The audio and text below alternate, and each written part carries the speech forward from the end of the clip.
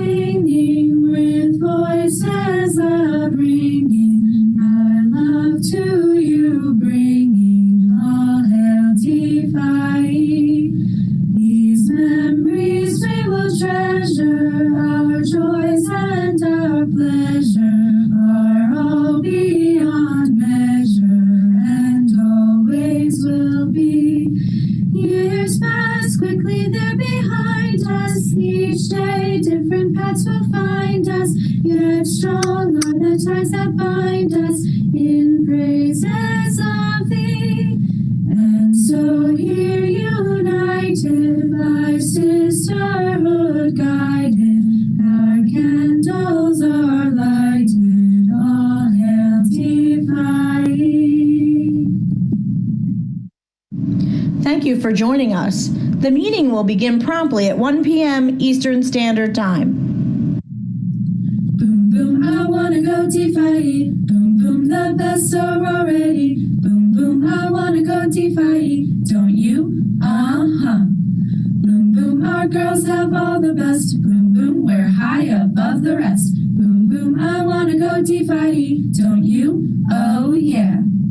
We've got the girls with all the style. We've got the girls with class.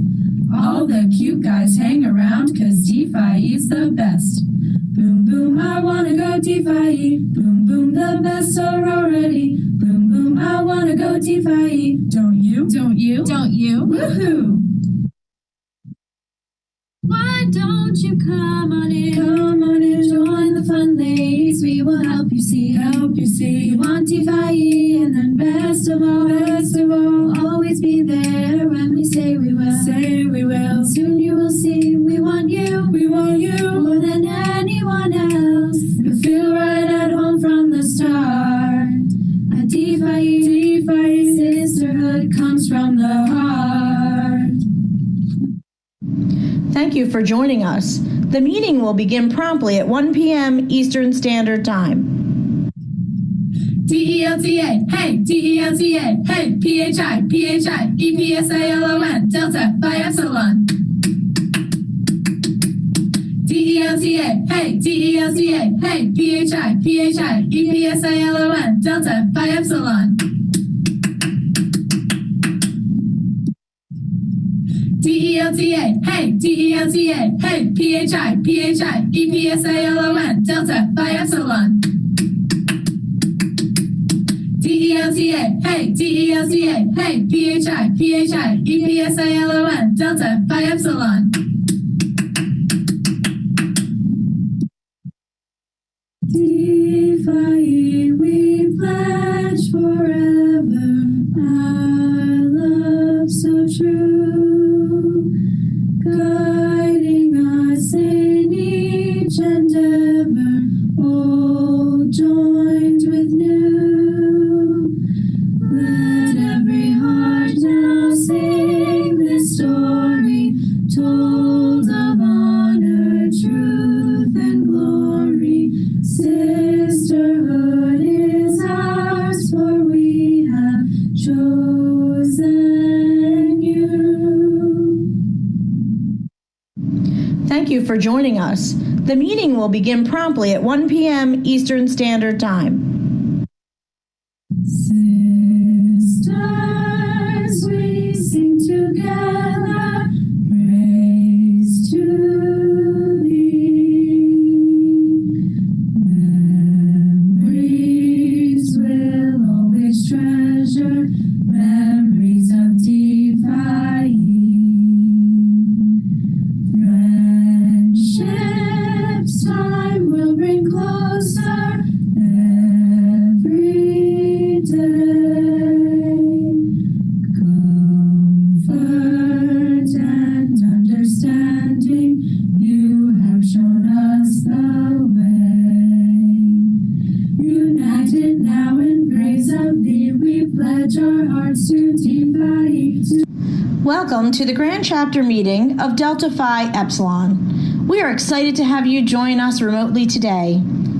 At this time, I would like to welcome Cheryl Lamb, International Ritualist and past International President, to start us off with an invocation. Good afternoon, Sisters of Delta Phi Epsilon. My name is Cheryl Lamb, International Ritualist and past International President. In lieu of our official prayer, due to this virtual meeting, let me offer these words of welcome. Unprecedented and uncertain are two popular words currently used during the COVID-19 pandemic that has ravaged the globe, as well as the social and racial injustice sweeping our nation. Yet despite it all, Delta Phi Epsilon remains as relevant today as it was during our founding in 1917. Justice, sisterhood, and love are needed now more than ever. In the name of justice, our sisterhood must stand up for those whose voices need to be heard. Despite social distancing, we need to remain closer than ever and reach out to our sisters to ensure their health, safety, and comfort. And we need to show loving kindness, compassion, and support to each other and all those we encounter. As we embark on this 2020 virtual grand chapter, let us pray that we look back to this time of uncertainty and change with a stronger vision for our future, led by our incoming president, Roxanne Donovan. We also must say a sincere thanks to our outgoing International Governing Board, led by Stacy Siegel, to our international headquarters staff, led by Nicole DeFeo, and all the dedicated volunteers who ensure that our chapters and its operations continue to meet the needs of women today. As an active alumna, I pray that the business we conduct provides us with the inspiration, dedication, and ongoing commitment to our beloved sisterhood, Delta Phi Epsilon. We have faced exceptional challenges in the past and endured to meet our mission. Thanks to all of you. Thank you, Cheryl, for those kind and inspiring words. Please rise now for the national anthems of the United States of America and Canada. Please sing along.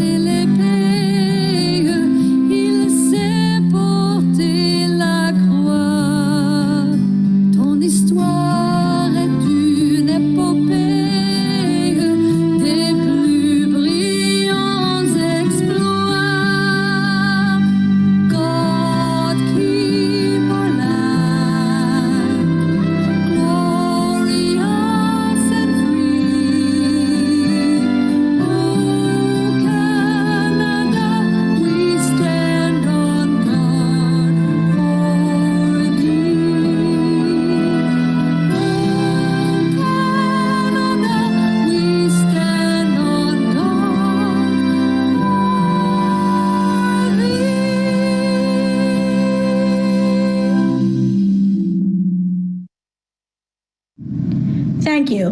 You may be seated. Please welcome to call to order the meeting our international president, Stacy Siegel, from the Psi chapter at the University of Georgia. The 2020 meeting of the Grand Chapter will come to order. It's an extreme pleasure to welcome delegates and guests for this special gathering of Delta Phi Epsilon members. Before moving on to business of the Grand Chapter, let's handle some introductions. My name is Stacy Siegel, Psi Chapter, University of Georgia, and I am the International President. Here with us today is Patricia McDougall, parliamentarian for this meeting. First Vice President Tricia Carlin, Delta Sigma, Chapter, Rider University. Bashina Boyce, Alpha Epsilon Chapter, Kennesaw State University. Lisa Condon, Phi Tau Chapter, Rutgers University, Camden. Lena Doe, Alpha Iota Chapter, University of San Francisco. Roxanne Donovan, Gamma Chapter, Syracuse University. Jennifer Geller, Delta Kappa Chapter, University of Florida. Heather Locke Green, Beta Chi Chapter, St. Norbert College. Arlene Honig, Psi Chapter, University of Georgia. Hillary Horlock, Zeta Chapter, University of Toronto. Rose McGovern, Epsilon Upsilon Chapter, Humboldt State University. Anna Morales, Alpha Gamma Chapter, Florida International University. Allison Plotkin, Chi Chapter, University of Texas. And International Executive Director, Nicole DeFeo, Phi Tau Chapter, Rutgers University, Camden. We have several guests to recognize today. International Ritualist and past International President, Cheryl Lamb, Rho Chapter, University of Illinois.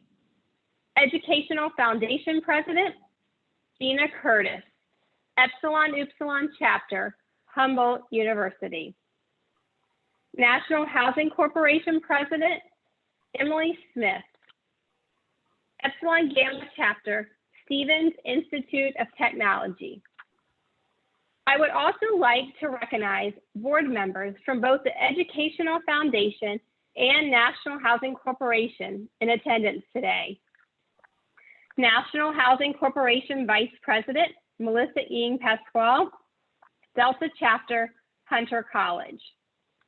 National Housing Corporation International Treasurer, Alyssa Gorenberg, Delta Eta Chapter, University of Michigan, Ann Arbor. National Housing Corporation International Secretary and past International President, Marcy Spiro Gordon, Sigma Chapter, The Ohio State University. Educational Foundation Board members, Vice President Emily Meister, Alpha Iota Chapter, University of San Francisco.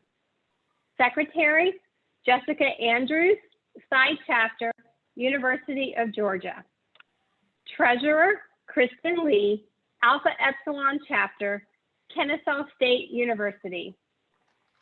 Director and past International President Dawn McNulty, Phi Sigma Chapter, Northern Illinois University. Director Shelley Valancourt, Beta Sigma Chapter, University of Ottawa. Director Debbie Perlman, Gamma Chapter, Syracuse University. Director Joellen Greggy, Phi Sigma Chapter, Northern Illinois University. Director Kristen Morgan, Alpha Chapter, New York University. And Stephanie Cockrell, Delta Rho Chapter, Cornell University. The next item on the agenda is Panhellenic greetings and sisterhood greetings. Every convention, we receive numerous letters from other Panhellenic sororities and from our alumni who are unable to attend. I want to take a few minutes and read a few of them. Dear friends, because of the coronavirus has completely taken over our lives since March, it's hard to imagine a world without it. and wow, how our world has changed in just 4 months. Many of the plans the National Panhellenic Conference and our 26 member organizations had in place for spring and summer 2020 have been rescheduled or canceled. Spring terms for our collegiate members look totally different than ever before, but our member organizations successfully rolled out an array of virtual membership experience offerings, which helped to maintain the sense of belonging and a sisterhood connection. Virtual gatherings included collegiate officer chats, alumni gatherings, senior send-offs, senior to alum transition services, chapter meetings, and so much more. Someday, we will look back on this moment and be reminded of the human spirit, unwavering in its resolve, unbreakable at its foundation, but stronger than ever before. This greeting is from the National Panhellenic Conference Chairman, Carol Jones. The next greeting is from past International President, Michelle Goboy. Dear sisters, our world will change in ways and at a pace that we would not ever imagined at the start of this year. We end this biennium very different than we started. The second 100 years of Delta Phi Epsilon will be different for sure. Grand Chapter is a way to connect the old and new. It is the heartbeat of sorority and has stood the test of time. We are the leaders that our sorority and our world needs to navigate the next biennium and beyond. Thank you for being a part of this important event today and our sisterhood always. Be bold in your thinking, intentional in your decisions, respectful of the past, and blow the doors off the future. Have an impactful Grand Chapter. Yours in true sisterhood, Michelle. For those who have never experienced Grand Chapter before, this is the business meeting of Delta Phi Epsilon. It is the main reason convention or International Leadership Forum is held every 2 years.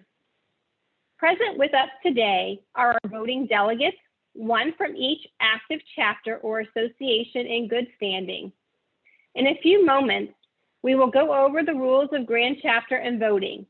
We will be talking about these members specifically. Only delegates may make motions and vote. The parliamentarian is an expert of Robert's Rules of Order and is here to guide the president, me, in running the meeting. The International Governing Board members are also delegates to the Grand Chapter and thusly voting members. Let's begin. The chair recognizes Heather Lock-Green, who will share the report on the roll call of delegates.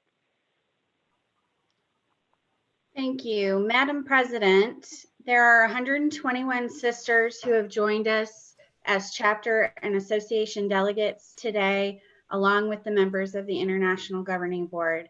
I move that the roll of collegiate and alumni delegates, along with the officers of the International Governing Board, taken during registration and confirmed upon their entry to this meeting, shall constitute the voting body of the 2020 Grand Chapter. Second. It is moved and seconded that the roll of collegiate and alumni delegates, along with the officers of the International Governing Board, taken during registration and confirmed upon entry, shall constitute the voting body of the 2020 Grand Chapter. Are you ready for the question?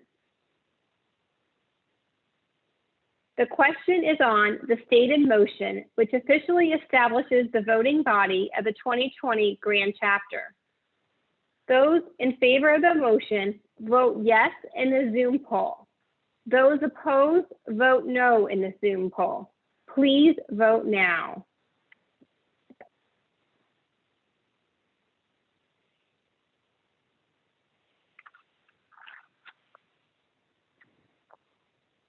Has everyone cast their vote?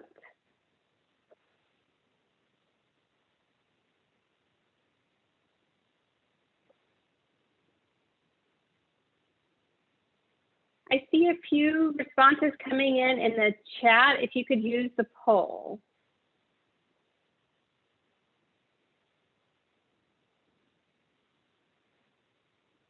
The poll on this motion is closed. The yeses have it, and the motion is adopted. The voting body of the 2020 Grand Chapter is constituted of the collegiate and alumni delegates who are present, along with the officers of the International Governing Board who are present. The chair recognizes Arlene Honig for a report on the rules which shall govern the meeting of the Grand Chapter.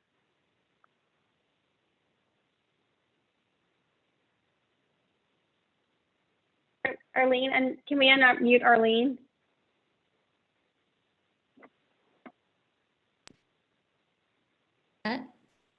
I'm sorry. In your emails, you will find information about parliamentary procedure.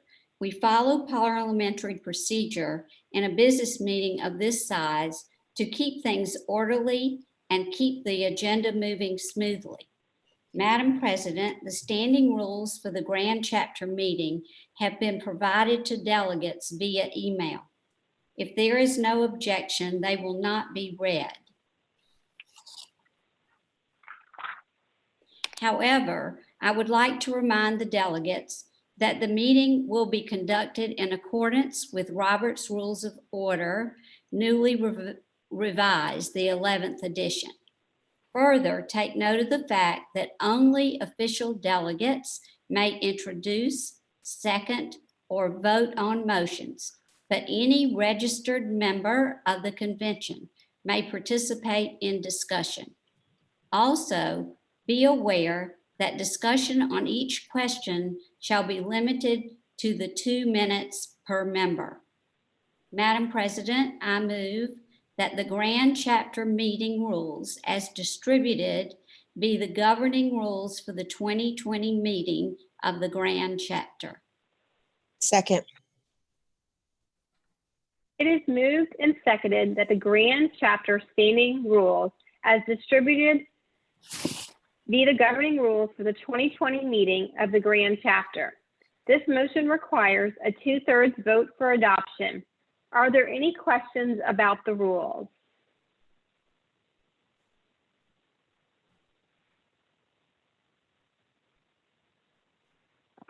Those in favor of the motion, vote yes in the Zoom poll. Those opposed, vote no in the Zoom poll. Please vote now.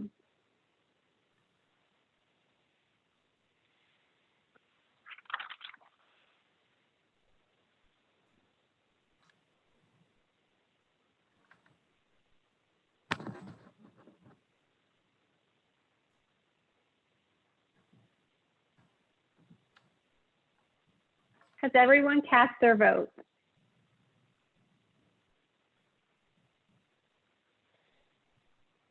The poll on this motion is closed. There are 2/3 in the affirmative, and the Grand Chapter standing rules are adopted and shall govern the proceedings of the 2020 Grand Chapter. The next business in order is the presentation of the slate of officers.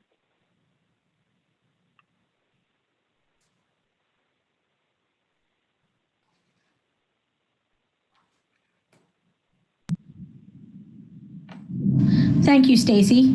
Please welcome Tricia Carlin, Vice President and past International President, to give her report as the Nominations Committee Chair. Hi, my name is Tricia Carlin, and I'm the chair of the nominations team. The role of the nominations chair and the nominations team is to accept nominations for the International Governing Board, interview those applicants, and recommend a slate of officers to the Grand Chapter. Before I present the International Governing Board slate, I want to first thank the women who served on the nominations team. They are Carly Heasley, Alpha Alpha Chapter at Westchester University, Susan Moat, Beta Zeta Chapter at University of Michigan Flint, and Mary Jane Saris, Delta Epsilon Chapter at Drexel University. They are each seasoned alumni volunteers and professionals who took considerable time out of their schedules to interview candidates and provide recommendations on the slate. I appreciate their time and their efforts, particularly because these interviews happened at the start of the pandemic when we were all just starting to figure out remote work and our new normal. With that said, it is my pleasure to share with you the slate of nominees for the 2020-2022 biennium. International President, Roxanne Donovan, Gamma Chapter at Syracuse University. First Vice President, Lisa Condon, Phi Tau Chapter at Rutgers University, Camden. General Members, Vashtina Boyce, Alpha Epsilon Chapter at Kennesaw State University. Tricia Carlin, Delta Sigma Chapter at Rider University. Lynna Doe, Alpha Iota Chapter at University of San Francisco. Laura Glotzbach, Delta Sigma Chapter at Rider University.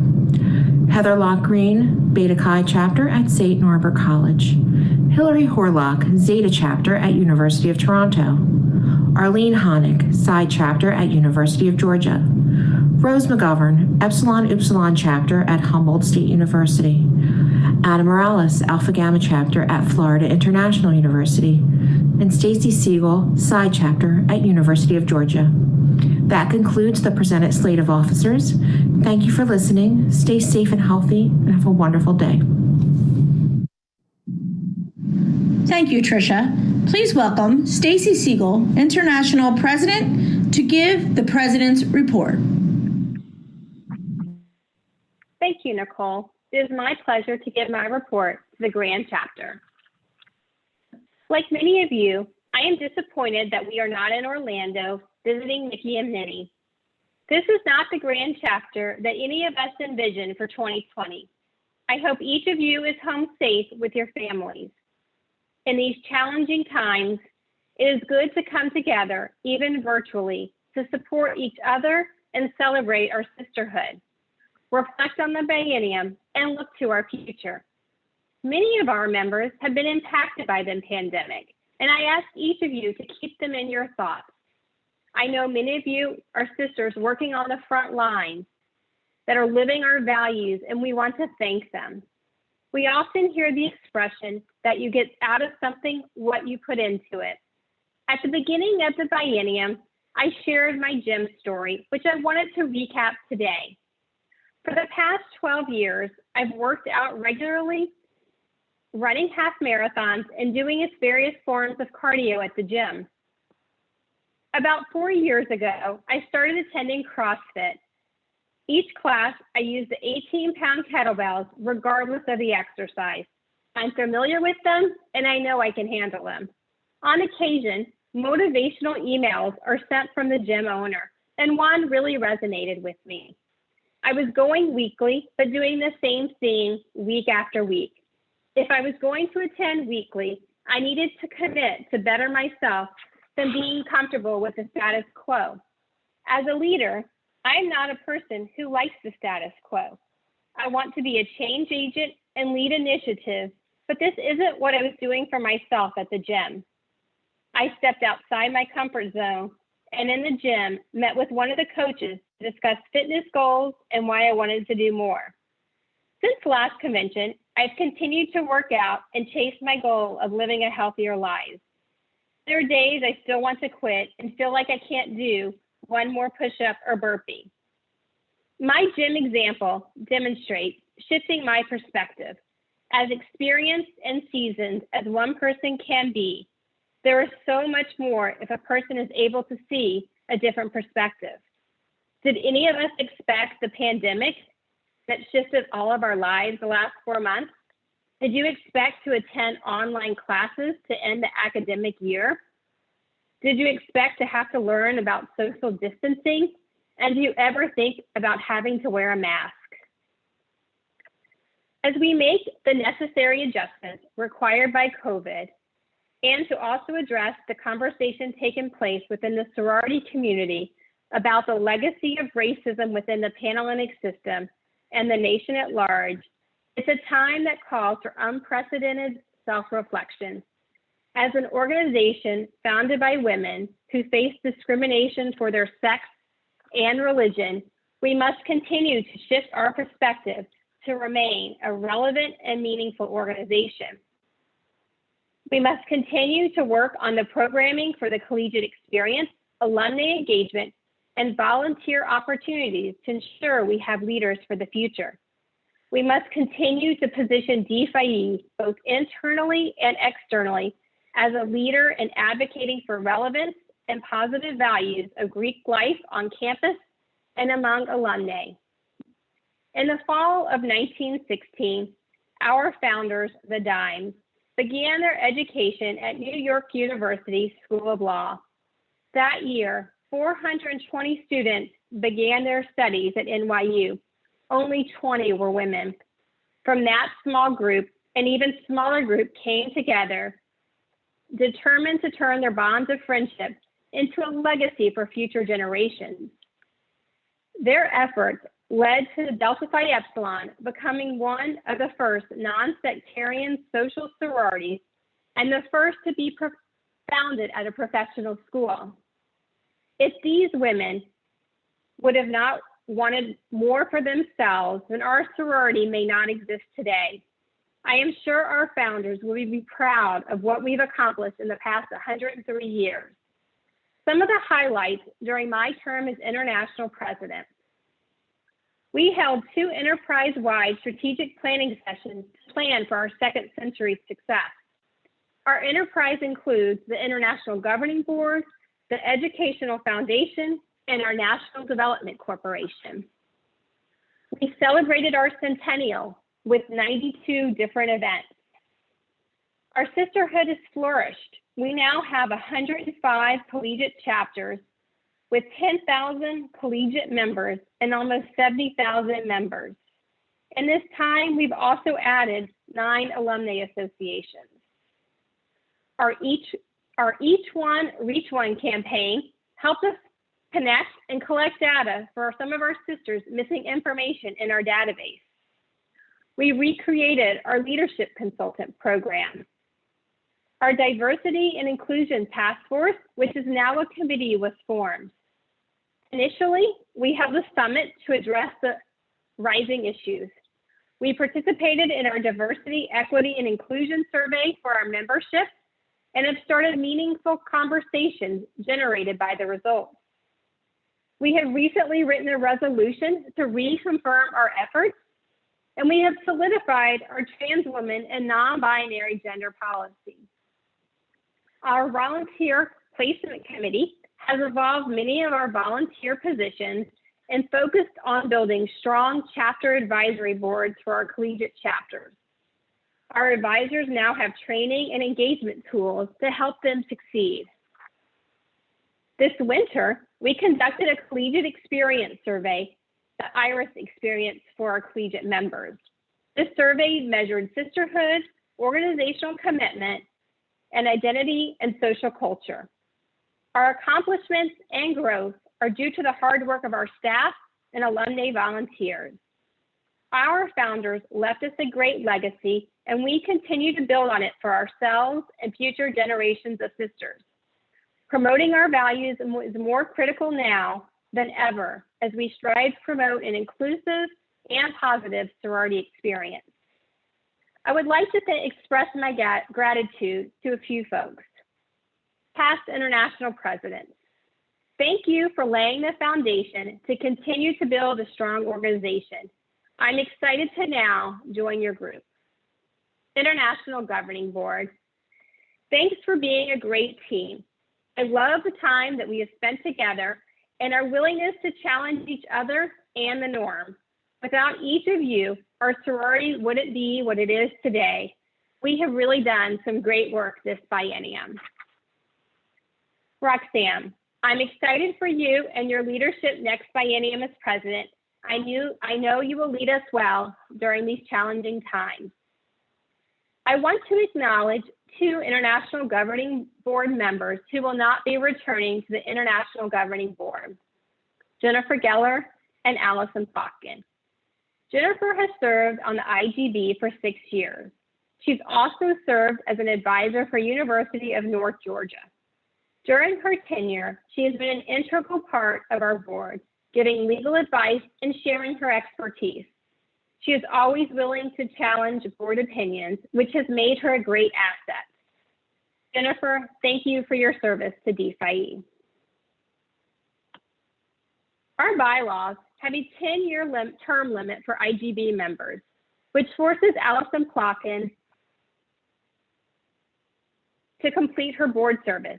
She has volunteered for many capacities for the sorority. Each year, she demonstrates her creativity by sending Founders Day cards to members that she has personally created. Some of her involvement for the sorority includes helping with colony recruitment, updating our rituals, and helping to charter the Dallas Alumni Association. Allison's history and knowledge will be greatly missed. Allison, thank you for giving your time to DPHE. Nicole, thank you for the work you do every day to lead our sorority. You shared your vision when we first talked 12 years ago, and you have fulfilled that vision and so much more. I love that no personal or professional obstacle is too big for you, and you manage your way through it with grace and poise. Headquarters staff, the work you do to better our organization on a daily basis is truly appreciated. I am so glad I've had the opportunity to work with so many of you. I appreciate all the technical help and travel logistics to keep me together. I want to thank Gab Centrone and past staff member Andrea Patton, who truly were my traveling sisters, especially during our centennial celebrations. I always look forward to our trips together, sharing food, drinks, and sisterhood, and you providing me guidance on having a better social media presence. I hope I haven't disappointed you. I will always cherish the memories made on our journeys together. I also want to thank Letty Hempsey, the woman with all the details, who never misses a beat and is always available to answer all my questions and get me what I need. Psi Sisters, thanks for providing such a foundation and showing the meaning of sisterhood, especially my crew, Robin, Jill, and Mindy. Little did I know when I joined in 1992, the journey ahead of me and my DPHE career. I was always be a proud UGA alum. Go Dogs. Mom, when you joined DPHE, I am sure you never imagined the impact it would have on your daughter. So glad I can call you my mom and sister. I would not be the person I am today without you. I appreciate all you have done for me and the sacrifices you made in life to provide the best for Scott and I. You have taught me well, and I hope I continue to make you proud. Love you. Aaron, my other half, I know he's not listening, but I feel I still have to appreciate all he does for me. You definitely were the first man. When you traveled with me, everyone always enjoyed your company and restaurant picks. Glad my presidency gave you the opportunity to visit more college campuses. Thanks for being you and your support on a daily basis and providing me advice whenever I needed it. I couldn't do all I do in one day trying to squeeze it all in without you. It's been such an honor serving as international president. I've had the opportunity to meet so many great sisters the past 4 years and learn about your DPHE experience. Traveling to share our ritual and celebrating our sisterhood has inspired me and strengthened my commitment to DPHE, and I hope I have inspired you. Thank you, and I look forward to when we can all be together.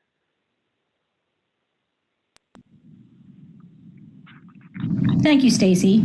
Please welcome Emily Smith, President of the National Housing Corporation, to give her report. I am honored to be speaking with you today. My name is Emily Smith, and I am the President of the National Housing Corporation, formerly the National Development Corporation. I'm excited to share with you all of the things that have been accomplished within the last biennium. The board of the National Housing Corporation most recently met in person in February of 2020 at our international headquarters in Philadelphia. New officers were elected through 2022. They are myself and Vice President Melissa Eng Pasquale, Treasurer Alyssa Gorenberg, and Secretary Marcy Spiro Gordon. It was also at this meeting that the board moved to go back to using the original name of the organization, the National Housing Corporation, to be clearer for our members and those that we do business with as to what the intent and focus of the organization is. Standing committees were also established for finance, policy, and to review extenuating circumstance requests to housing contracts in order to continue to move the organization forward. A task force was also created to review the housing experience of our members. As far as property updates, the sale of our property at Gamma Omicron is pending, and we are planning to break ground at Psi in May of 2021. Property assessments were completed at Delta Eta, Delta Delta, and Delta Kappa in the fall of 2019. The Delta Eta property received a design update in January of 2020. The National Housing Corporation is supported by paid staff. We have recently hired 2 full-time coordinators of housing, Megan Yeager for property management in August of 2019, and Leah Connolly for programming in March of 2020. A House Director training manual was created and training sessions held on site in 2019 and early 2020. A virtual 2-day House Director training was held in June of 2020 due to the current travel restrictions. We have also moved to in-house chefs and away from third-party meal services at Zeta Theta in 2019, Delta Delta, Delta Eta, and Delta Z in 2020. We are working to improve our communications as well. The housing website was updated in June of 2020, and information packets began to be provided with house agreements in the fall of 2019. We also moved to DocuSign for digital housing agreements in the fall of 2019 to streamline that process. An ongoing initiative is to develop closer connections with the House directors and VPHMs with our staff. The current climate surrounding COVID-19 has been challenging for everyone, which includes the National Housing Corporation. We appreciate the grace that was shown during the initial campus shutdowns in the spring of 2020. Communication has been provided to all students and guarantors regarding our COVID-19 facility operations and guidelines moving into this fall. We remain committed to providing a safe and healthy living environment for our members. Due to COVID-19, we have increased our efforts to ensure that members living at DPHI facilities will be safe. To this end, we will be holding training for House directors and chefs in July of 2020. We know that each Delta Phi Epsilon chapter facility is part of the individual chapter identity and culture for its members. As we navigate the uncertainty of the pandemic, we know that things may change quickly. Because of this, we recognize that we must all be flexible, understanding, and patient. I thank you for your time and look forward to working with each of you through the next biennium. If you should have any housing questions, please contact International Headquarters and they will direct you to our appropriate staff member or board member to assist you. Thank you. Thank you, Emily. Please welcome Gina Curtis, President of the Educational Foundation, to give her report. Hello, sisters. I'm Gina Curtis, President of the Educational Foundation. I'm happy to be able to share with you the state of the foundation over the past biennium during this historic virtual Grand Chapter meeting. I'd like to start with the board member changes. I want to thank the following past board members who finished volunteering on the foundation board within the past 2 years. We appreciate their service and wish them all the best. Tricia Fletcher, Epsilon Tau at Bentley University. Lynn Rees, Psi Chapter at University of Georgia. Dr. Toby Tamarkin, Sigma Chapter at The Ohio State University. Marcia Narod, Delta Upsilon at the University of Tampa. Stephanie Friedman, Sigma Chapter at The Ohio State University. And Dr. Casey Berman, Psi Chapter at University of Georgia. I'd also like to welcome the following sisters to the board over the past biennium. Joellen Grady, Phi Sigma Chapter at Northern Illinois University. Debbie Perlman, Gamma Chapter at Syracuse University. Jessica Andrews, Psi Chapter at University of Georgia. Stephanie Cockrell, Delta Rho Chapter at Cornell University. And Kristen Morgan, Alpha Chapter at New York University. The following sisters have continued their board service. Emily Meister, Alpha Iota at University of San Francisco. Dawn McNulty, Phi Sigma Chapter at Northern Illinois University. Kristen Lee, Alpha Epsilon Chapter at Kennesaw State University. And Shelley Valancourt, Beta Sigma Chapter at the University of Ottawa. Our treasurer is currently Kristen Lee, who oversees the Finance Committee. The Educational Foundation has been able to raise the following amounts over the past biennium. At ILF 2018, we raised $42,672. During the parent campaigns, we raised $16,367. During the PCI mailer or the membership directory campaign, we raised $2,816. Loyalty pledges and chapter gifts amounted to $99,708.39. Giving Tuesdays, we raised $57,724. And during our Dimes for DeFi campaigns, we raised $321,403.79. Thank you to each and every one of our chapters and donors that went all in for 2019 and 2020. Our D for DeFi campaign was cut short this year due to the COVID-19 pandemic, and we truly appreciate all of our chapters and donors that gave and are still giving during this unprecedented time.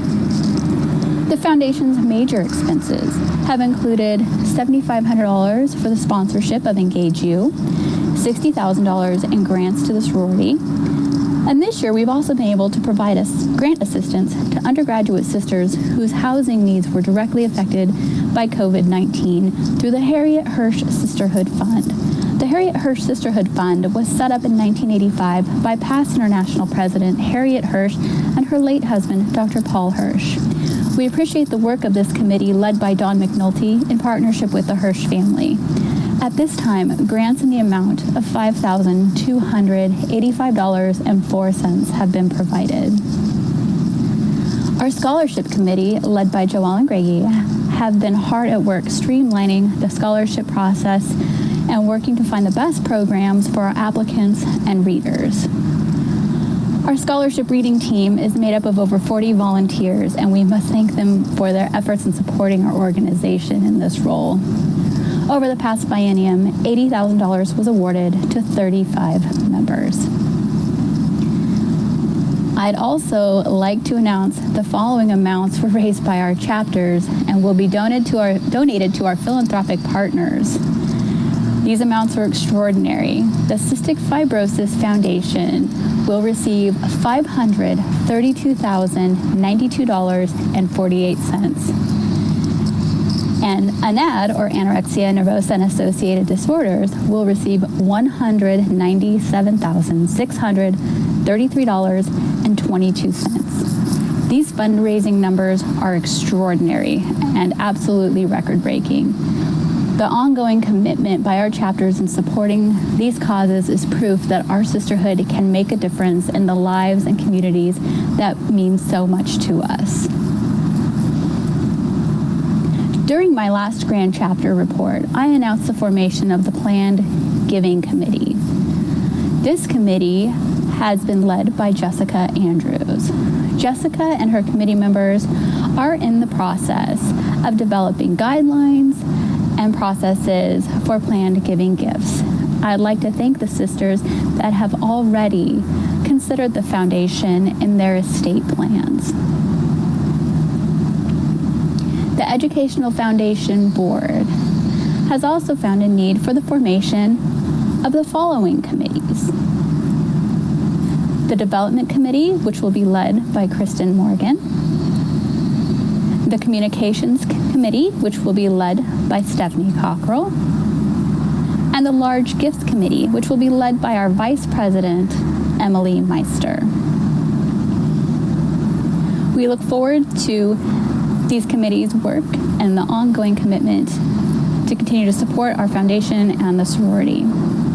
Our 2019 annual report will be published in the online Fall 2020 Triad. Over the next weeks and months, you will see a number of initiatives coming from the Educational Foundation, including the launch of the DeFi United campaign and a Giving Day in the fall.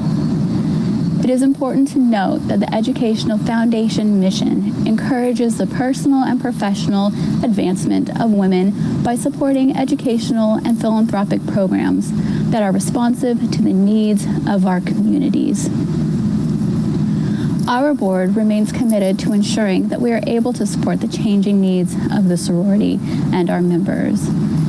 It's never been more apparent that we need to help ensure that our members have the skills to affect change on our campuses, in our communities, in our society, and around the world, just as our founders did.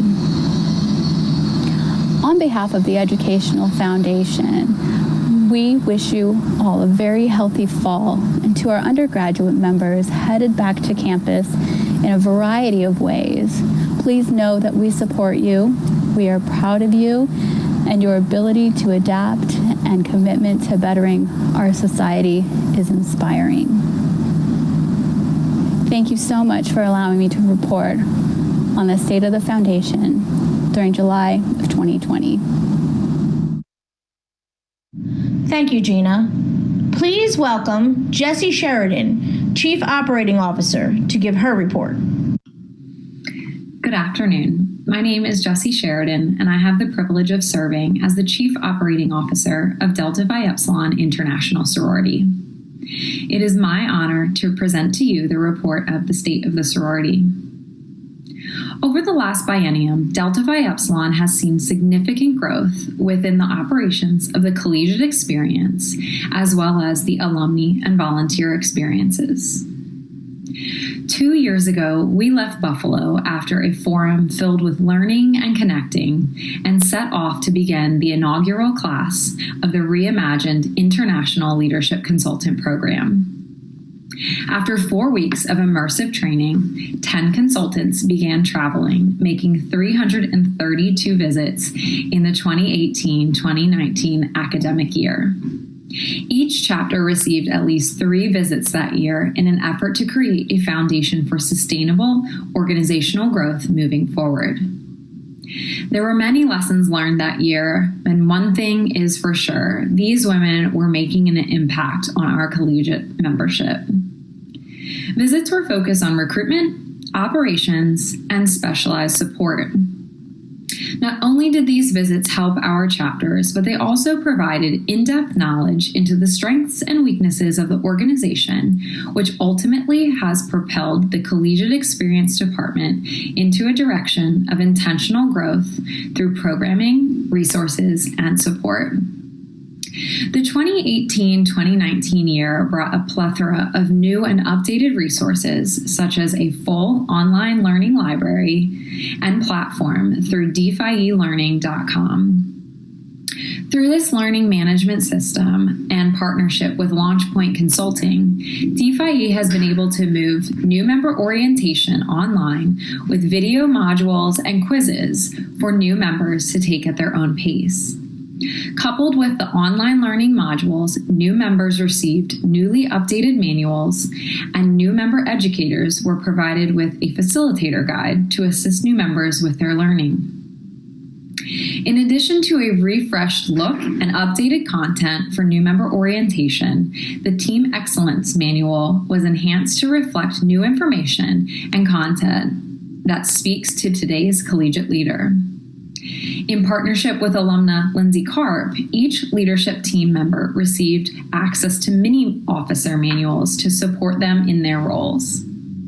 Finally, the Standards Board Manual was edited and updated to ensure that each chapter has the information necessary to provide a just Standards Board experience for internal relationships and accountability. All of these resources can be found on my.dphiE, Delta Phi Epsilon's leadership resource portal. 2018-2019 was a busy year for organizational growth with the addition of Zeta Lambda at Farmingdale State College and Zeta Kappa at Union College, where we welcomed a total of 85 new members into our sisterhood. We also successfully presented at the University of Tampa and were selected to re-charter the Delta Upsilon chapter in the fall of 2019. Through fall and spring recruitment processes, we welcomed a total of 3,134 new members into Delta Phi Epsilon that year, utilizing the technology platform MyVote, which is in partnership with the technology company Technify. Of those new members, 20 of them were legacies. 4 Engage You sessions were held that year at Drexel and Webster Universities, Rochester Institute of Technology, and SUNY Cortland. Through the chapter assessment program, 6 chapters were welcomed into the 1917 club, including Alpha Theta, Gamma Phi, Gamma Eta, Gamma Zeta, Phi Lambda, and Zeta Theta. Congratulations to these chapters on their hard work and achievement of 5 stars. Within talent management and alumni engagement, the 2018-2019 academic year re-engaged many alumni through the placement of advisors, the chartering of new alumni associations, the ongoing development of existing and new committees, and the initiation of 6 alumni initiates. A priority focus for the talent management team in fall 2018 was to place advisors in vacant positions to ensure that chapters had the support that was needed to support the undergraduate members and the new initiatives coming out of the Collegiate Experience Department. In the fall term alone, 72 new advisors were placed, and at the end of the academic year, a total of 191 new advisors were supporting our 109 chapters. The talent management team didn't stop with placement, however, and began to develop resources and tools needed to support the growing chapter advisory boards. In addition to growing numbers of chapter advisory board members, the number of alumni associations began to rise with the chartering of the Albany, Indianapolis, Charlotte, and North Star, Texas alumni associations. With the addition of these 4 associations by the end of the 2018-2019 year, the association count rose to 25 active associations. In the second year of the biennium, building off of the previous year's momentum, the collegiate operations continued to evolve. 11 international leadership consultants, including 1 returning senior consultant, began their travels in July 2019, making 215 chapter visits to 110 chapters. With the use of technology, we successfully moved leadership team officer transitions online through DeFiElearning.com, which included video content, resources, and quizzes on how to lead and grow through the team excellence model. In addition to the technological upgrade, all chapters shifted to a calendar year transition cycle to help with consistency within the operational productivity of the organization. In the fall of 2019, the organization continued to grow with the addition and rechartering of our 110th collegiate chapter at the University of Tampa. The Delta Epsilon chapter was rechartered with 70 founding members and had a collegiate roll of 79 by the end of the biennium. This has truly been a beautiful celebration of alumni members and new members sharing in the bonds of sisterhood. Additionally, through chapter recruitment, we saw the addition of 1,381 new members into our fall recruiting chapters. In addition to the support from the leadership consultants, a chapter coaching program was implemented to provide narrowly tailored, data-driven support to 20 of DeFi's highest need chapters and 5 pilot chapters that already demonstrated strong operations. Each coaching chapter received at least 2 visits during the academic year, and noticeable improvements were seen across the board in the collegiate experience key performance indicators of recruitment, programming, and leadership roles held on campus. This model will continue to be utilized to support a cohort of chapters annually. Throughout this year, a large focus in the collegiate space was placed on the health and wellness of our chapters through a partnership developed with MJ Insurance. This partnership focused on the development and approval of the International Alcohol, Hazing, and Risk Management Policy and the creation of a health and wellness philosophy centered on holistic wellness as a necessary foundation for achieving DPhiE's global purpose of creating a sense of belonging for all members. The policy will officially be implemented in January of 2021 due to COVID-19 and our wish to focus on education at the appropriate time given the global circumstances.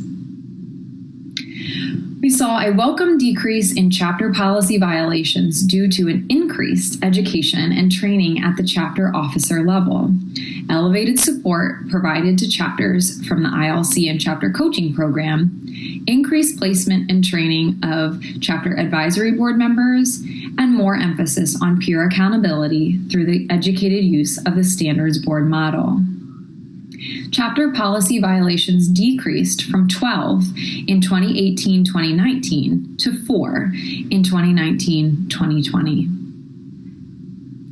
In February 2020, the IRIS Experience Survey, a collegiate membership data collection survey launched through a partnership with Dyad Strategies with a 73% completion rate by our undergraduate chapter members. Utilizing this data gathered will help DPhiE have a baseline knowledge of where our chapters are currently and provide a roadmap for the future for the organization. Staff are currently participating in a series of trainings to provide education across departments so results can be infused into all aspects of the organizational operations. A series of reports are being created based on the data, and results will be shared with the membership broadly in early fall. On March 13th, traveling for our international leadership consultants came to a halt with the due to COVID-19 virus. The pandemic did not stop the good work of this team. Consultants shifted into virtual roles, each taking on a portfolio of 10 to 12 chapters to provide support with a focus on conducting essential chapter business, maintaining sisterhood, and increasing engagement for the remainder of the academic year. Feedback from our collegiate members, advisors, and campus partners demonstrated to us that while the connections were virtual, they were making an impact in a truly unprecedented time. Due to COVID-19 and the midterm move to virtual learning for all campuses, most chapters were able to begin new member orientation, but were unable to complete their education or host initiation. Through recruitment, the organization offered membership to 1,568 new members. Spring 2020 new members received a 6-week BDPhiE newsletter to walk through the BDPhiE online new member orientation program. Virtual initiation ceremonies have taken place within many chapters this summer in an effort to complete the new member experience and welcome these new members into the DPhiE sisterhood. Throughout this year, 50 legacies joined the organization. At the end of the academic year, the International Governing Board determined that to close the Gamma Omicron chapter at Georgia Southern University due to decreasing membership numbers, largely due to the lack of support and sense of belonging created by the Panhellenic and Fraternal community on campus. We welcome the remaining members of Gamma Omicron into our alumni sisterhood and look forward to continuing to provide each of these members with an experience rich with tradition, innovation, and opportunities for growth. 3 Engage You sessions were held during the 2019-2020 academic year. Rochester Institute of Technology, the College of New Jersey, and Capital University. Due to low registration numbers for Northern Arizona University and COVID-19 affecting the University of Miami Engage You sessions, both of these events were canceled. Overall, due to evolution within collegiate experience offerings, increased support provided by ILCs, and a steady decline in event registration over the past 2 years, a decision was made to shift away from the Engage You model for the 2020-2021 academic year.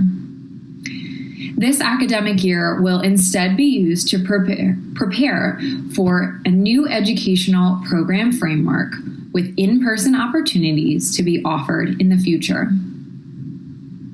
Through the Chapter Assessment Program, the 1917 Club welcomed 10 chapters, including Alpha Mu, Delta Omega, Epsilon Gamma, Epsilon Omicron, Gamma Epsilon, Lambda, Omega, Phi Pi, Psi, and Zeta Kappa. Congratulations to these 5-star chapters. In the second half of the biennium, the talent management team continued to focus on developing the pipeline to leadership by transitioning advisor training to online modules and quizzes housed on DeFiLearning.com. These online lessons helped new and current advisors learn and relearn the roles of their specific advisory positions, how to support collegiate chapters, understanding generational differences, and more. Manuals were also created as supplementary materials to support the overall growth of our chapter advisory board members. In an effort to understand the strengths and areas for improvement for our chapter advisory boards, a scorecard was developed which is due annually on April 15th. This self-reporting scorecard is based on core competencies and includes an opportunity for the chapter president to provide feedback for the lead advisor. This measure helps to provide a holistic view of the chapter advisory board's effectiveness. At the end of the 2019-2020 academic year, Delta Phi Epsilon has a total of 479 advisors supporting our 109 collegiate chapters. In the fall of 2019, in conjunction with a regional Engage You program, the Alumni Leadership Academy was piloted at the College of New Jersey. This program has had breakout sessions focused on strategic planning, branding, conflict management, advocacy, and the current state of the collegiate landscape. The goal for this program was to reach 25 alumni through programming and connection. 34 alumni ended up participating, and the feedback was positive. This program will continue to run simultaneously with future collegiate leadership programming. Alumni associations continued to grow with the addition of one association in the 2019-2020 year. With the most recent chartering of the Space Coast Alumni Association, 455 total members are engaged in our 26 alumni associations. The Alumni Initiate program received a refresh, including a new podcast-style training focused on the 5 S's. Major changes to the program include the weeks that focus on social and scholarship. Social will now focus on an overall social awareness in regards to women's issues, advocacy, and their individual communities. Scholarship will now focus on career readiness, career transition, and professional development. In the spring of 2020, this program had 17 alumni initiate candidates. A virtual initiation is being coordinated. In an effort to provide recognition to our volunteers and staff who go above and beyond in the areas of inclusion, integrity, and/or innovation, the IRIS Award was implemented. We have recognized one winner to this date. Heather Green has been recognized for her innovation within our Texas chapters and alumni associations. Congratulations to Heather. As I come to the close of my report, I am happy and proud to say that the future of the collegiate and alumni operations looks bright, as a strong foundation has been established for growth and development. I thank you for your time and attention, and I look forward to working with you all over the next biennium. Thank you, Jessie. Please welcome Angel Dorenzo, Chief Financial Officer, to give her report. Good afternoon. I am Angel Dorenzo, Chief Financial Officer of Delta Phi Epsilon. I oversee the Finance, Information Systems, and Administrative Services departments of the International Headquarters. At the outset of the 2018-2020 biennium, the audited assets of the sorority branch of the organization total approximately $3.4 million. These past 2 years have been fiscally challenging, culminating in events unprecedented. As we wrap up the fiscal year 2020, our unaudited assets have decreased slightly, but remain upward of $3.1 million. We've invested in new programs and infrastructure, which have continued to move our enterprise forward. These past several months, the finance team has worked tirelessly to meet the needs of both the chapters and the corporate entity. Our staff met with members of each of our 109 leadership teams and advisory boards to work through chapter refunds and housing-related credits. Through collaboration with the chapters, we were able to make fiscally responsible decisions that benefited the members while maintaining the organization's health and enabling us to fortify the strength and viability of Delta Phi Epsilon as we move forward. Most recently, the finance team held group meetings with all of the chapters to discuss contingency budgeting for the 2021 fiscal year in order to prepare ourselves as best as possible for the fluctuating semester ahead. We've been doing the same for our international headquarters budget. I'd like to personally thank the members of my departments for their hard work and dedication to Delta Phi Epsilon during these processes. In this ever-changing climate, it's important to look at all possible outcomes when making decisions that best serve the good, and we're putting plans into place that allow us to pivot and adapt quickly as needed. The sustainability of Delta Phi Epsilon Enterprise is our priority and a responsibility we all value. We look forward to working with our members to ensure Delta Phi Epsilon continues to make a difference for generations to come. Thank you. Thank you, Angel. Please welcome Ana Morales, International Governing Board member, to give her report as the Placement Committee Chair. Hello, my name is Ana Morales. I am the team lead for the Volunteer Placement Committee. I'd first like to thank my team members, Carolyn Shea from the Alpha Pi chapter, Taylor Harvey from the Beta Nu chapter, Kelly McDonald from the Epsilon Zeta chapter, and Olivia Kraverick from the Epsilon Zeta chapter. In 2019, we put a placement of process together along with the help of headquarters staff so that we can streamline this process a little bit better and get more volunteers placed into our committees more efficiently. Risk Management Task Force, Alexandra Waltmeyer was placed as the Risk Management Task Force chairperson in March of 2020. Right now, the risk management policy is being reviewed, so once that's in place, we will have a better idea of how many members that committee is going to need. Scholarship Reader Committee for both 2019 and 2020, the goal was to have 60 volunteers, and I'm happy to say we were able to meet that goal, and alumni were very happy to participate in the scholarship review process of the biennium. The Legislative Advocacy Committee, in July of 2019, we recommended 3 volunteers to the Advocacy Committee, and then another 2 in September of 2019. Diversity, Equity, Inclusion Committee. In October 2019, we placed 8 volunteers for the DEI Committee. As of June 2020, there are 3 volunteers in the committee, but I do anticipate there'll be more interest and more need to fill in those committees. National Housing Policy Committee. In July of 2020, we received requests for volunteers for the National Housing Policy Committee. The committee will be in charge of creating policy for all houses, suites, and lodges and review current policies and update as needed. We are in the process of filling that request. Excuse me. An Extenuating Circumstances Committee, Housing. We also received a request for this committee. This committee will be in charge of reviewing member cases where changes might be needed to their housing contracts. We are currently in the process of filling this committee request. That is my report. Thank you. Thank you, Anna. Please welcome Vashtina Boyce, International Governing Board member, to give her report as the Diversity, Equity, and Inclusion Committee Chair. Hello and good afternoon, sisters. My name is Vashti Boyce.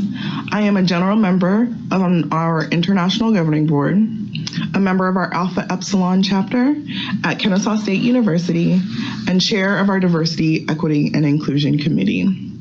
Over the past biennium, there has been work ongoing behind the scenes on behalf of diversity, equity, and inclusion efforts within our sisterhood. In June of 2018, we held a Diversity and Inclusion Summit facilitated by Tamika Austin. This summit was held at IHQ and broadcast online. In July of 2018, a Diversity, Equity, and Inclusion, or DEI, task force was created. A diverse group of sisters were chosen to work on this task force, and I co-chaired this group with Emily Smith. The task force met in person in the fall of 2018 and assessed the work that needs to be done within our organization, from education and fundraising to recruitment and retention. The task force met monthly to work on plans and discuss a wide range of DEI topics. Through the recommendation of the task force, a DE&I consultant, Jennifer Stolman, was hired to create and deploy a survey to get a better understanding of our membership, how we identify, as well as how we feel about the current climate of our organization.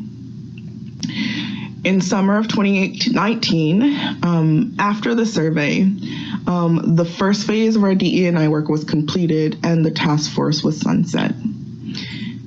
In fall of 2019, a call went out for volunteers to participate in the ongoing, long-standing DE&I committee. This committee was created to work on the long-term and more in-depth work that was previously identified by our task force. The current members of the committee are Tara Lockhart, Corey Shearer, and Taylor Fowler. The DE&I committee has been meeting monthly to work on recommendations for IGB and IHQ on various subjects and topics. We're working with both staff and sorority leadership. We are discussing things like including accessibility during our International Leadership Forum and inclusion in our houses, lodges, and other properties, among many other things. Finally, last month, the committee was given a call to action by our International Governing Board to execute work more focused on racial equity and, to a finer point, work in support of our members of color. As such, we will soon be releasing an anti-racist resolution that encompasses continued steps the committee feels that we as an organization should take to ensure that the tenet of justice, the first pillar of our sisterhood, is the lived experience of every sister. Thank you. Thank you, Vashtina. Thank you again to everyone for all of your hard work and the reports you have given today. Please welcome back our International President, Stacy Siegel. I echo Nicole in thanking everyone for your hard work this past biennium. The next business in order is the election of officers for 2020-2022. The chair recognizes Tricia Carlin, chairman of the nominating team, for an update on nominations. Madam President, no nomination petitions were received by the deadline of 24 hours prior to the election. The slate of officers remains as previously presented, one candidate for each office.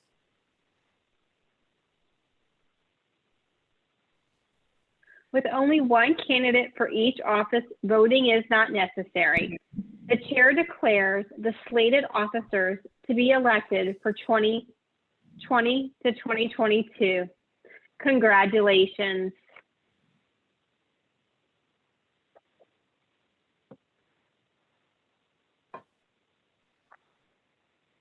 The next business in order is the proposed amendments in the bylaws. The chair recognizes Lynn Doe. Madam President, the following amendment was passed with a 2/3 vote by the Governing Board To become final and part of the bylaws, majority vote of the voting members of the Grand Chapter is required. Madam President, by direction of the International Governing Board, I move to amend Article 2, Membership, Section 2, Paragraph A.2 by striking out the words female student and inserting the words student who is cis woman, trans woman, or a non-binary person, and by adding the following sentence. No member is required to provide documentation regarding their gender.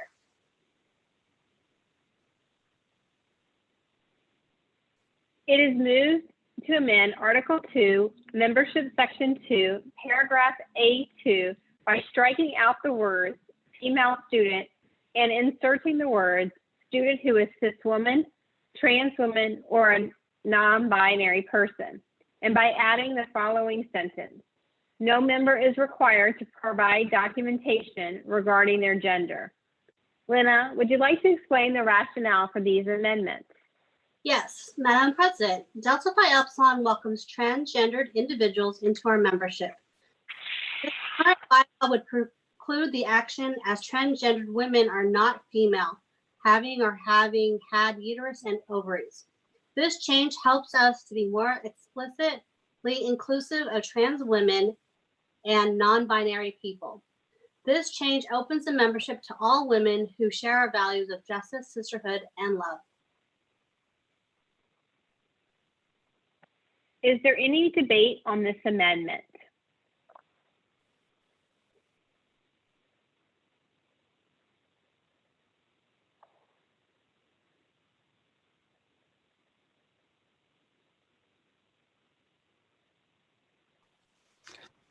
Hello, this is Leilani Trotman, chapter delegate of the Zeta Delta chapter. I would only like to add that potentially if we could change it to student who is a cis woman, a trans woman, or a non-binary person, because cis woman is a noun, well, cis being an adjective and woman being a noun. So just grammatically, I think that that would make things a little bit more clear. And additionally, I don't know if I can give two things at the same time, but later on in the paragraph, there's wording that provides, it says her, and we are proposing on behalf of my chapter that it be changed to their to be more gender inclusive.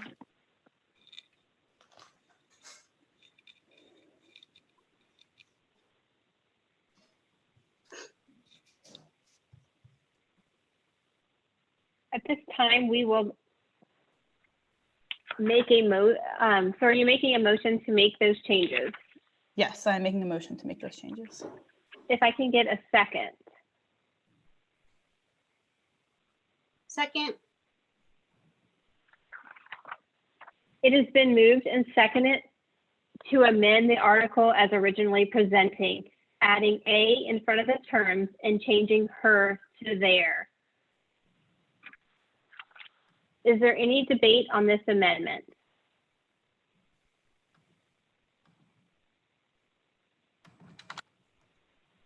If there is no further debate, the question is on the adoption of the amendment. All those in favor?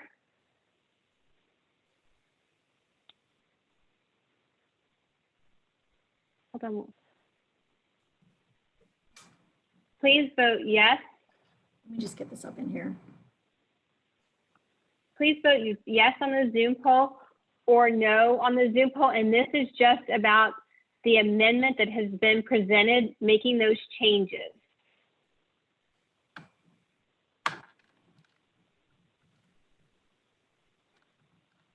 Help me out. How do you spell there? Is that right?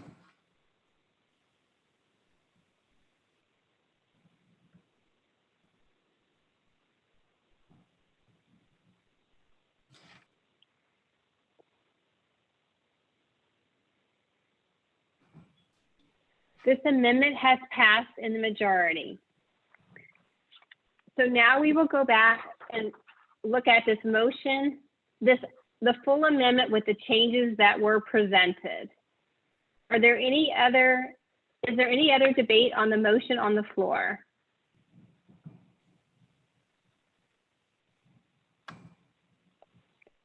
Is there any further debate? The question is on the adoption of the motion to amend Article 2, Membership Section 2, Paragraph A2, by striking out the words female student and inserting the words student who is a cisgender woman, a trans woman, or a non-binary person, and by adding the following sentence. No member is required to provide documentation regarding their gender. We will also change her to their. Those in favor of the motion vote yes in the Zoom poll. Those opposed vote no in the Zoom poll. Please vote.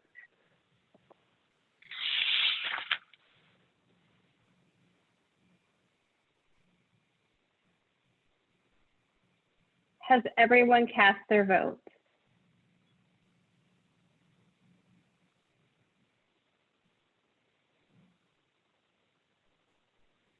The poll on the amendment is closed. The results are in, and the motion, and 100% in favor. Because there are 2/3 in the affirmative, the amendment is adopted. Thank you, Lena. The chair recognizes Arlene Honig for a special presentation.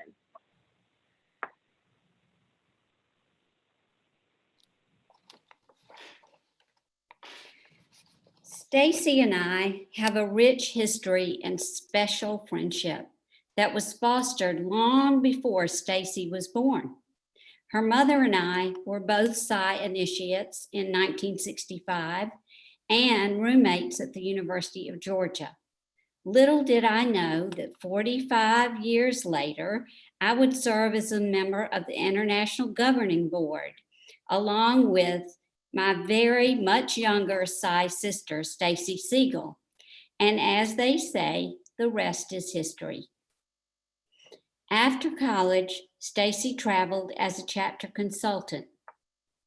Stacy proudly represented DPHI as our National Panhellenic Delegate for 10 years. After serving as our International Vice President, Stacy was elected to our highest office of International President. During these 4 years as our president, she attended centennial celebrations all over the country, chartered many chapters, and led the International Governing Board with honor and respect. She has had a unique connection with our undergraduate sisters and is an example of sisterhood for a lifetime, as well as a role model for rising leaders in the Delta Phi Epsilon sorority. Past International President Harriet Newman Hirsch, following her term of office from 1989 to 1992, designed the currently used pin to recognize DPHI past international presidents. In appreciation and heartfelt thanks, I am especially honored to virtually present this pin to my sister and my friend, Stacy Siegel, as she joins the list of women who have served Delta Phi Epsilon as international presidents. I love you.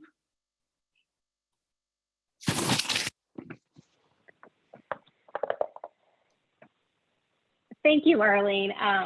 I really appreciate that. And I will say it again, it really has been an honor, and I'm excited for our future. And I thank everyone for the opportunity that's been given to me. And I'm excited to be joining other women who I've always looked up to as past national presidents. Now I have a special presentation to make. I want to recognize our retiring IGB member, Allison Good-Plotkin, for her years of service to the sorority. Allison is a member of Chi Chapter, University of Texas, and a legacy to DPHI. Her mom of blessed memory, Maxine Good, was also a member of Chi Chapter. In 1983, Allison began her service to DPHI as a chapter consultant. She remained an active and engaged volunteer and has served us in many capacities, never losing sight of the big picture. Some of the highlights include serving as an MPC delegate 1993 to 2000, traveling to recruit new members for several of our newer chapters, working with our ritual committee to update our rituals. Allison has a passion for DPHE that has inspired countless members. To thank Allison for her service and to recognize her legacy, we are renaming our Emerging Chapter Recruitment Award to the Good to Great Emerging Chapter Recruitment Award. Allison, thank you for all you have done for DPHE.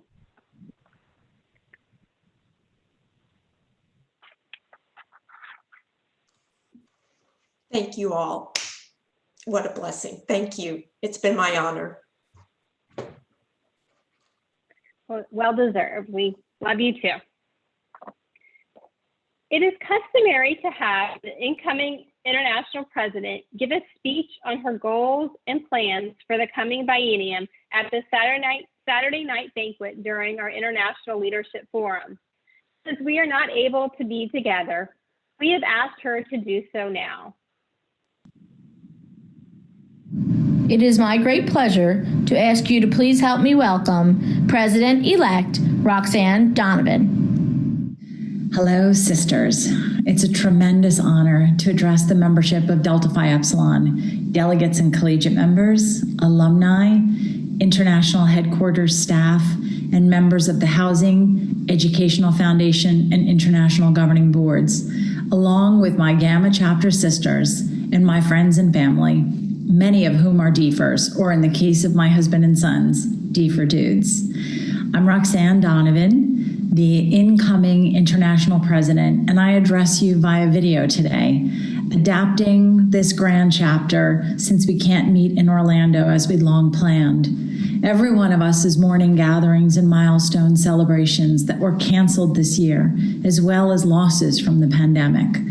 I hope that you're able to find some comfort, as I do, in knowing that DPHE will always be a place where you can meet your sisters, can share your dreams about the future, about a vibrant, exciting future, which is what I'm going to try and do today.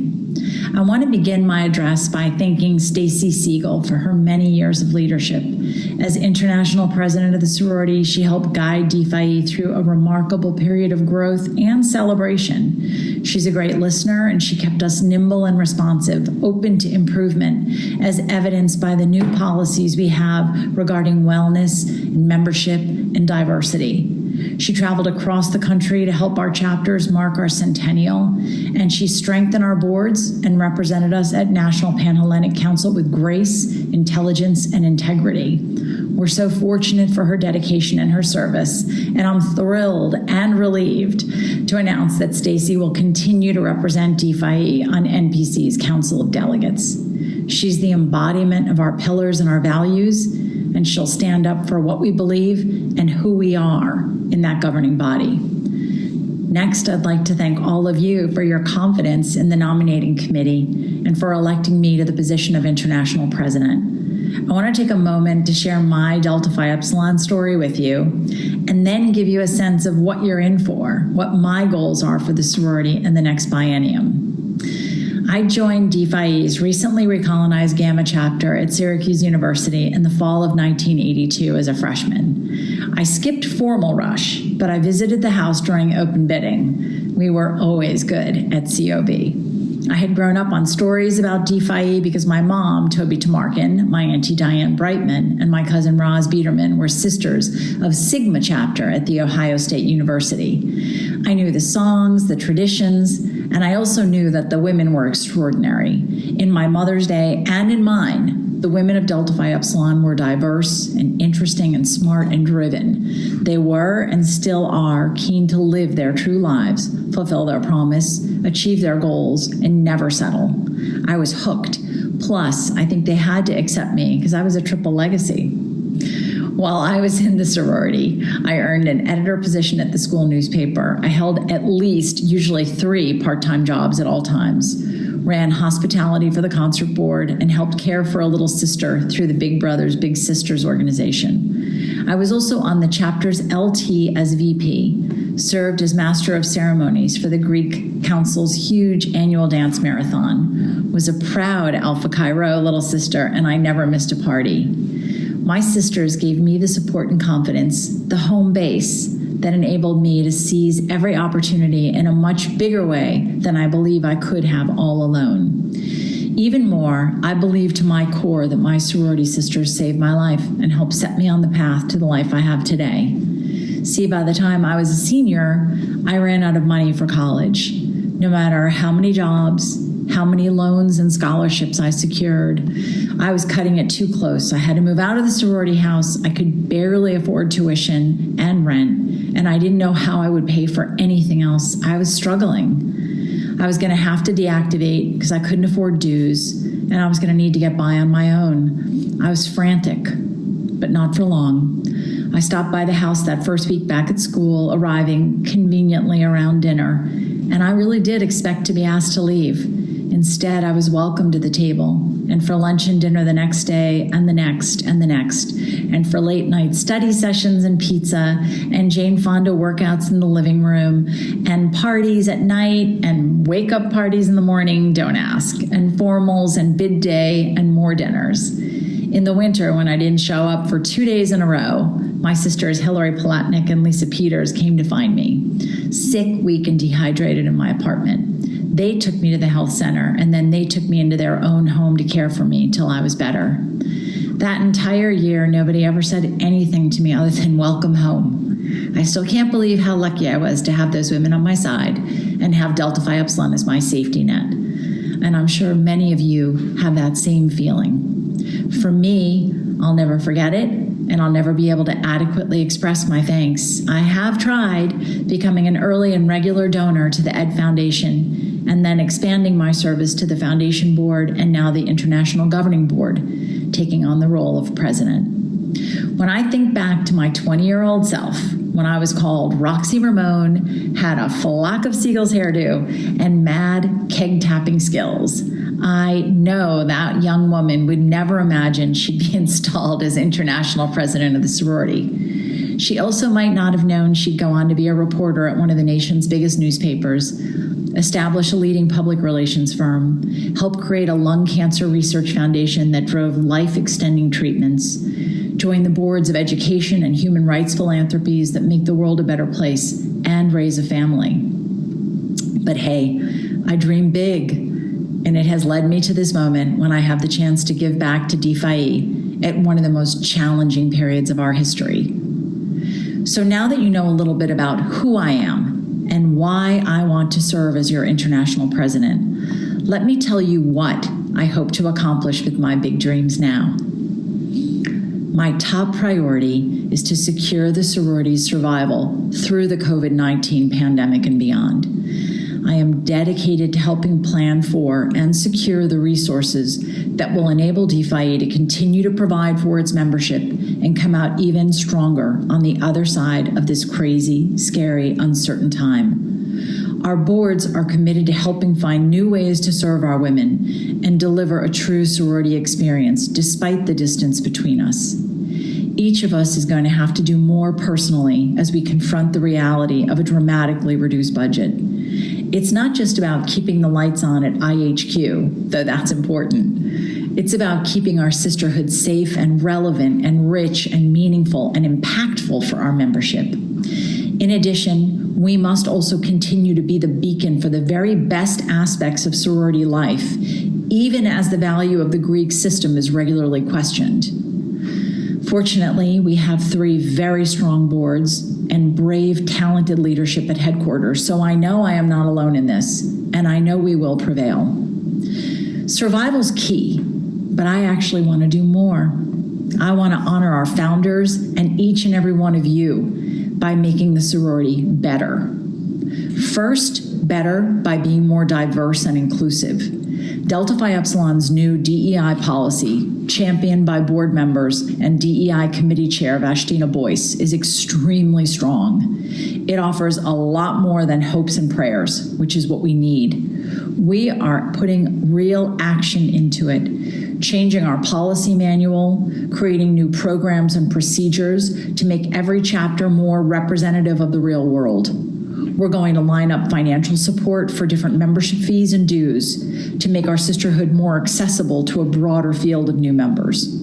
We're going to make changes to our hiring and talent management at headquarters. And we're going to wrap new ideas into recruitment to open our doors even wider and establish social justice initiatives to broaden our minds.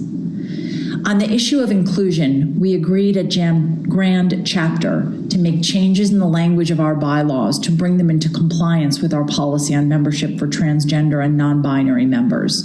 This policy, spearheaded by board member Lynn Doe, is a remarkable accomplishment. I am so proud that we have the most progressive and inclusive membership policy for transgender and non-binary members of any of the 26 members of NPC.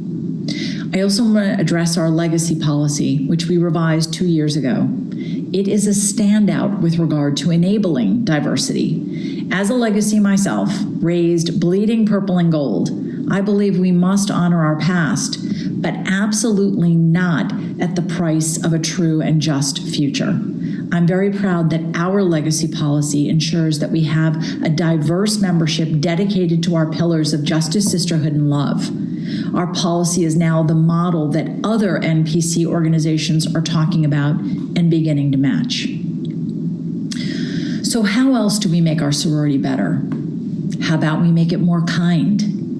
I am going to focus on creating partnerships with different empathy organizations to provide tools, training, and programs that will help our sisters be more kind to each other, to non-members, and to themselves. We will be leaders in kindness, and this will stay with us from the dorm room to the boardroom. We will use this kindness to create a sense of belonging for our members.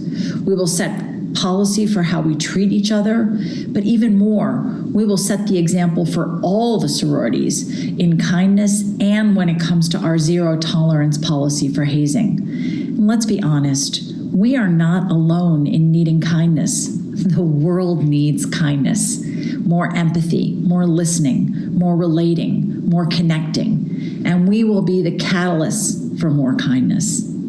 I also want to make us healthier. I will work to establish the position of wellness officer on the leadership team of every chapter. This position will also be supported by education and programming that will help our women take care of themselves and each other, including aspects of mental health like anxiety and depression, body acceptance and eating disorders, drug and alcohol consumption and abuse, and other health issues our women deal with on a regular basis, often alone. We will make wellness a priority and bring resources to it so that we can better care for our members and give them skills to help them stay healthy throughout their lives. Next, I want to make Delta Phi Epsilon better by making us more available. I will lead my board in exploring our potential for opening chapters or colonies at two-year and community colleges that are located near or are feeder schools for established chapters.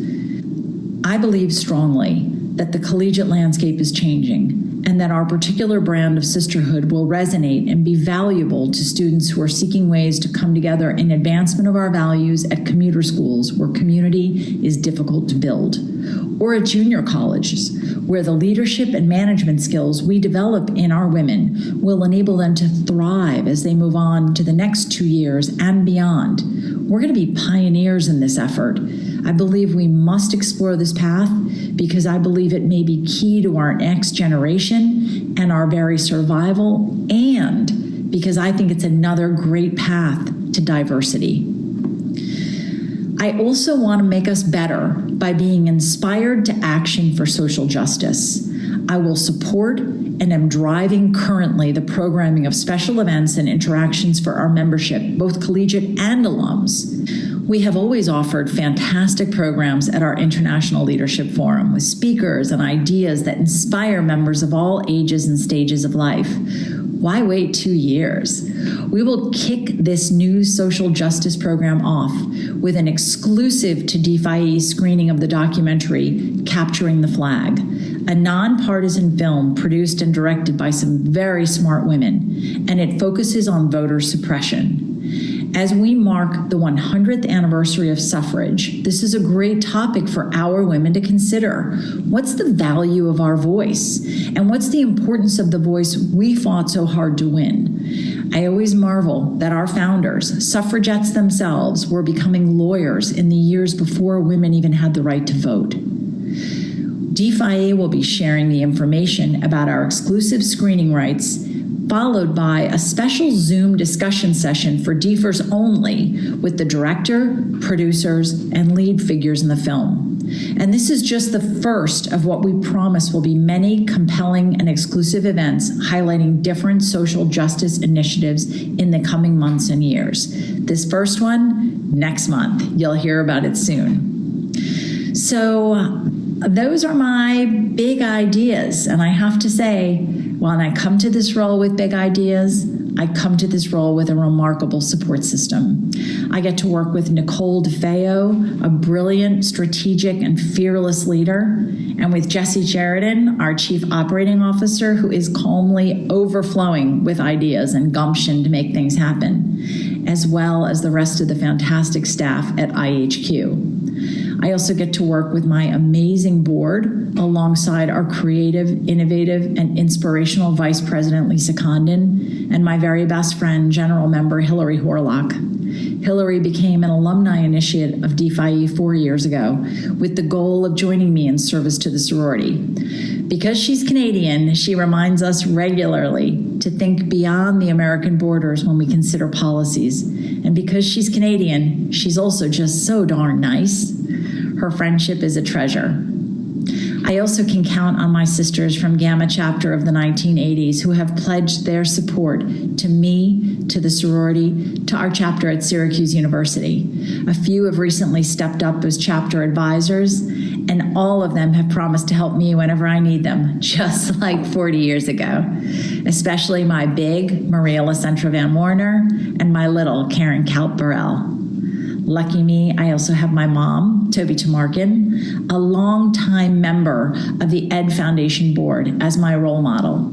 She is a force of nature. She essentially sparkles with electricity and glitz as she accomplishes every single thing on her very impressive list that she sets out to do. And she does a lot. I mean, she's a PhD and a professional boxing judge.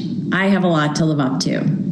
I also have my legacy idol, Cousin Roz, and my dear Auntie Diane, who could teach everyone in the world a thing or two about kindness. I have my sister Dawn, who I forgive for being a Delta Gamma, as a treasured source of love and support. I am grateful for my sons, Elliot and Anthony, who did not join fraternities, but exceed every other dream I could have for them. And finally, my husband, Tom. He makes all things possible. I would absolutely not be in a position today to serve without having him in my life for almost 30 years. His counsel is always valuable, his support is unwavering, and his love is truly fortifying. So there you have it. My plan for the next biennium is for Delta Phi Epsilon to do so much more than just survive this challenging period. I will do everything in my power for us to become even stronger and more admired as we reveal our true nature, as we esse quam videre what we already are. The most inclusive, progressive, trailblazing, just, and loving sisterhood. Thank you for this opportunity.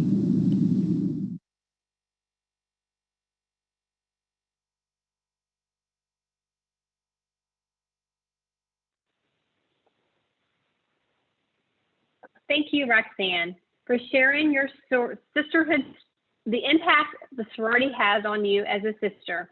We're excited for the future of Delta Phi Epsilon under your leadership.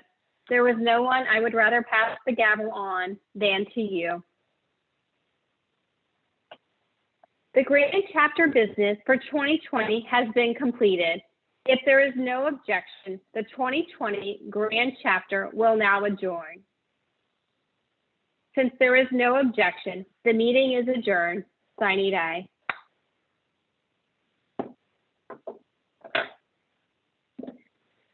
We want to welcome those who registered for the virtual installation to join us. There was the link to watch the international ritualists install our newly elected IGB members at 3 o'clock. So we'll see you on the other Zoom. Thank you guys again. Sisters, we are singing with voices loud ringing, our love to you bringing, all hail Phi. These memories we will treasure, our joys and our pleasure are all beyond measure and always will be. Years pass quickly, they're behind us. Each day, different paths will find us. Yet strong are the ties that bind us in praises of thee.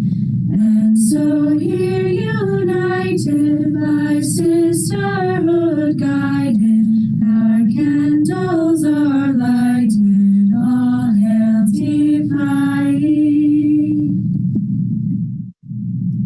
Boom, boom, I wanna go Phi. Boom, boom, the best sorority. Boom, boom, I wanna go Phi. Don't you?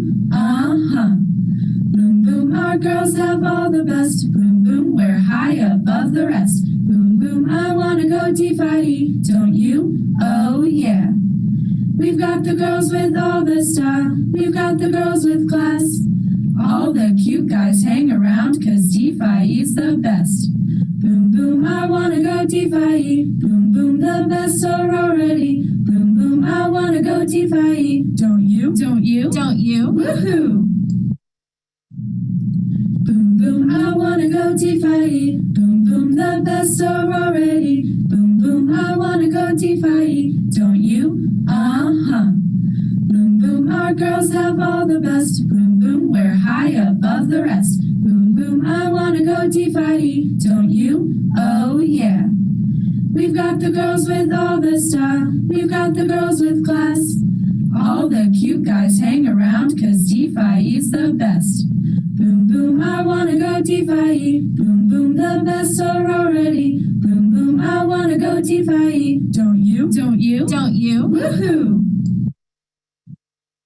Why don't you come on in? Come on in, join the fun, ladies. We will help you see, help you see. We want Phi, and then best of all, always be there when we say we will. Say we will. Soon you will see, we want you more than anyone else. You feel right at home from the start. A Phi sisterhood comes from the heart. DELTA, hey, DELTA, hey, PHI, EPSALON, Delta Phi Epsilon. DELTA, hey, DELTA, hey, PHI, EPSALON, Delta Phi Epsilon.